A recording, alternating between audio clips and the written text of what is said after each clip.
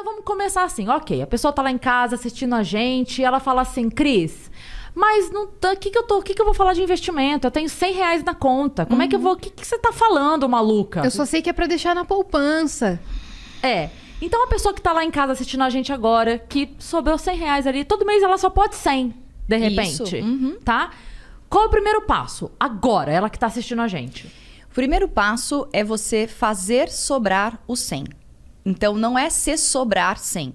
É se comprometer a fazer sobrar 100. Como se você separasse um dinheiro para pagar uma conta de luz, de água, a escola do seu filho e mais o 100 da sua aplicação financeira. Porque se você esperar sobrar, não sobra. É isso? Se na sua conta sobra, na minha não sobra, se eu esperar sobrar. Vivendo E olha, aqui não. Vamos falar real. Se a gente deixar dinheiro na mão, é vendaval mesmo. Eu sou uma pessoa gastona, eu gosto de consumir, mas hoje é muito diferente a minha relação com o dinheiro. Então, mesmo hoje, se deixar na conta, não sobra, tá? Então, você tem que fazer esse dinheiro sobrar. Isso como se fosse uma prestação, é isso? É uma prestação, é um boleto que eu chamo de boleto do eu. Então, maravilhoso, você se paga. Logo que você receba minha grana, se você é assalariado, CLT, ou se você é prestador de serviço, autônomo, ou tem clientes, na primeira grana que entra, no começo do mês, você se paga. Você paga o aluguel, não paga a água, a luz, é a mesma coisa, boleto do eu, carimbado. Aquele dinheiro tem que estar reservado. Se no final do mês ainda sobrar um pouco mais... Melhor ainda, você investe essa outra parte também. Você sabe que eu conheci um cara uma vez que era investidor e tal, e ele, enfim, já tinha mais idade, mas ele falava assim que quando ele começou, ele guardava 10%, que era tipo uma, né? Isso. E ele falava assim que a meta dele era guardar 90%, e que ele já estava em 40 e pouco, que aos pouquinhos ele ia subindo o quanto guardava, mas ele falava assim, a minha meta um dia... É só gastar 10% do que eu ganho e conseguir inverter essa balança. É possível? Isso é completamente possível. Inclusive, é possível você ter um retorno de 100% e não precisar mais trabalhar vivendo somente de rendimentos. Isso se chama liberdade financeira. Se você hoje precisa trabalhar para viver, você não tem liberdade financeira. Por exemplo, quantos meses de custo de vida vocês têm guardado? Se vocês pararem de ganhar dinheiro hoje... Quanto tempo vocês conseguem se manter? 3 dias exatos. 2 minutos. Se eu acabei for pra casa, se eu for pra casa da minha mãe, uns 10. Tá, não tem casa de mãe. Não tem casa de mãe, não tem. Não tem. Tô contando aqui esperando eu morrer. Tá, vai demorar pra você morrer, porque tu é novinha. Então você acha que esse seria o segundo... Você falou que o primeiro passo é fazer sobrar o 100. Exatamente. Né? O segundo passo é ter essa reserva? Então, a primeira coisa que um investidor deve fazer é ter uma reserva de emergência. Reserva de emergência, como o nome diz, é para emergências. Não é para comprar brusinha, não é para tropeçar num show, é emergência. O que é emergência? Ficou doente, precisou de um hospital, de alguma coisa, não tem convênio médico. Vai, um exemplo. Ou alguém da família precisa de uma ajuda financeira. Ou você perdeu o emprego e você precisa ter como se sustentar. A reserva de emergência, ela tem que ter... os especialistas, né, os analistas, os educadores financeiros indicam 6 meses do custo de vida. Não é o seu salário, é 6 meses do que você gasta por mês. Exatamente, das suas contas todas, tá? Então se você soma lá seus gastos, a pessoa coloca, sei lá. Deu R$1.000 por mês. Tá bom. Então você teria que ter uma segurança de R$6.000 numa reserva de emergência. Esse é o primeiro passo, guardar esse dinheiro. Numa reserva de emergência. Isso vale pra qualquer pessoa? Tipo CLT ou empregado? Se você for CLT, uns 6 meses é legal, a não ser que você seja uma pessoa muito aflita, angustiada, medrosa, você pode deixar um pouco mais. Tá. Pra quem é autônomo, freela, quem não tem um contrato assinado com o cliente, que sabe que vai cair, é legal ter pelo menos 12 meses. Porque, gente, quem passou pela pandemia no ano passado, e todos nós passamos, sentiu o baque de uma crise, de não ter uma reserva. Então, quem tinha reserva financeira ficou muito mais tranquilo do que quem não tinha. Não foi gostoso, não foi confortável, foi difícil, foi punk. Mas, por exemplo, às vezes você não precisa nem perder o emprego. Você só teve o salário reduzido. Que só já é uma palavra bem ruim de usar, né, gente? Você as contas não reduziram. Exatamente. Você conseguiu até prolongar algumas contas, alguns financiamentos foram postergados, aluguel, foi bom. Alguma coisa aluguel, assim. Diminuir e tal. Mas a verdade é, mesmo que tenha redução de salário, por exemplo, durante um período específico, você tem 6 meses completos. E aí, claro que numa situação de crise, você aperta os cintos um pouquinho mais, sempre tem gordurinha para tirar e facilita.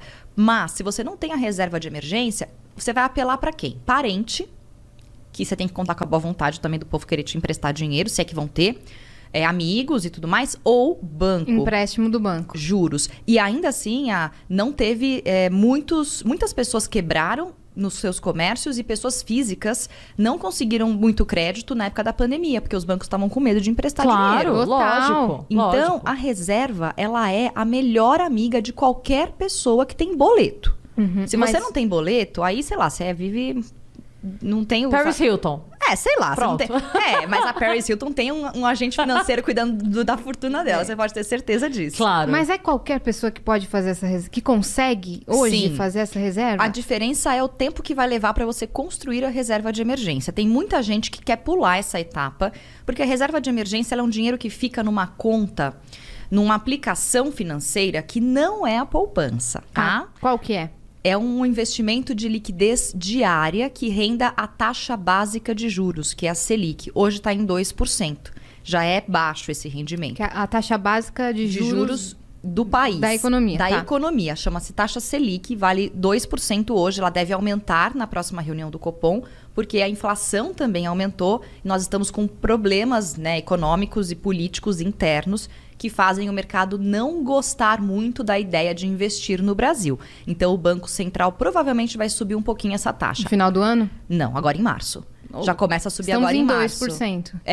A gente teve uma taxa de 14% há alguns anos atrás, que fazia com que qualquer dinheiro na poupança rendesse 14% ao ano. Por isso o brasileiro tem o hábito de ser rentista. O brasileiro não tem a preocupação ainda, a maior parte das pessoas, de investir no mercado de valores, na bolsa de valores. Porque a renda fixa, que tinha uma certa segurança, que é bem mais tranquilo... Era boa. 14%. Hoje você não consegue isso em lugar nenhum. Hoje o índice Bovespa, que é o nosso índice da Bolsa Brasileira, ele dá ali mais ou menos todo ano, pelo menos 10%. É bom, é um bom investimento. A longo prazo. O índice Bovespa rende pelo menos uns 10% ao ano. Não vamos considerar o ano da pandemia. Que o ano passado rendeu só 2,96%, mas afundou e voltou e não ficou negativo. A taxa Selic, 2%. Aonde eu coloco esse dinheiro da reserva de emergência que não é na poupança? Se a pessoa for, por exemplo, eu tô considerando que tem todo tipo de gente assistindo, desde empresário, autônomo, CLT, enfim. A pessoa pode falar assim, não, eu sou concursado. Eu não vou perder o emprego, Fabi, eu não quero fazer a reserva de emergência. E aí? O que você diz para essa pessoa? Eu tenho mais medo de não ter reserva financeira do que ficar nessa situação achando que as coisas não vão mudar. A gente viu no primeiro ano desse atual governo a reforma da Previdência sair. Ela foi debatida, essa reforma da Previdência, para diminuir os custos do nosso país, para enxugar a nossa máquina. Ela foi falada no governo FHC, no governo Itamar, no governo Lula, no governo Dilma e no governo Temer, pós-impeachment, foi iniciado o processo. É uma medida extremamente não popular.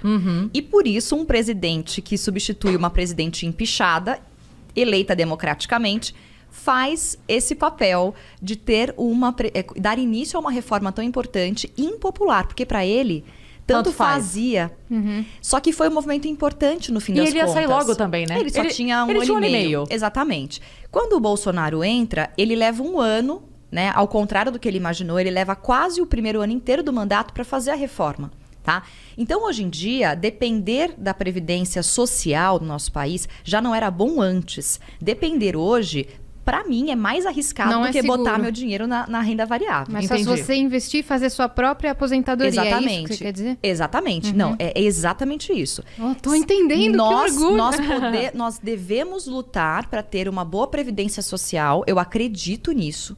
O nosso país tem que dar condições para as pessoas mais velhas, que já se aposentaram, mas nós temos uma dívida imensa. E se a gente não fizer a nossa parte, talvez você tenha dificuldades lá no futuro. Como eu não quero depender de talvez, passar perrengue, eu vou fazer a minha parte agora. E se lá na frente a gente tiver com o país equilibrado, com as contas boas, sobra mais para mim. É esse o meu pensamento, tá? Então, a reserva de emergência, só para responder a pergunta, não é na poupança, porque a poupança hoje rende menos do que a Selic. Menos que todas, né? É negativo. Você botou 1.000 lá, daqui a um ano vai ter menos de 1.000 na poupança hoje em dia.